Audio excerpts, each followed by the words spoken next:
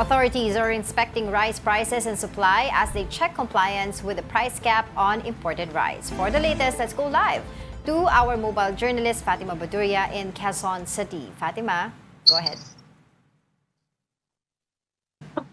Angela, Diego, nagsagawa nga kanina ng joint price monitoring ang Department of Agriculture at Department of Trade and Industry para makita kung sumusunod ang mga nagtitinda ng bigas sa price cap sa imported rice na 5% broken na bigas. Ayon kasi sa Executive Order 118, kailangang hindi tataas sa 50 pesos kada kilo ang benta rito. At sa pag-iikot naman kanina ng DA at DTI, nakita namang sinusunod yan dito sa Mega Q-Mart. Pero nagpaalala ang DA na kailangan ng transparency sa mga price tag na nakalagay sa bigas dahil bukod daw sa presyo, mas maganda kung nakalagay din kung saan galing yung bigas na yun para mas madaling malaman kung lokal ba o imported yung bigas. At mas naghihigpit nga rin ang monitoring ng DA at DTI dahil posible raw ma-issuehan ng violation o notice of violation ang mga hindi susunod dito sa price cap.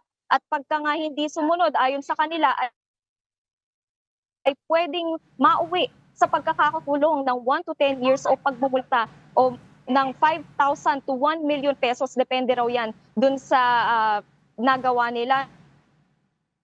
At may nakausap nga tayong nagtitinlugi, meron pa rin naman daw tubo. Kahit papano, yun nga lang, 4 pesos na lang yung tubo nila kumpara sa dati na 7 to 8 pesos yung kinikita nila sa kada kilo ng bigas. So talagang mas bumaba yung kita nila. Although nabanggit din naman ng DA na temporary lang daw itong price cap at pagkatapos noon ay makakabawi na yung mga nagtitinda.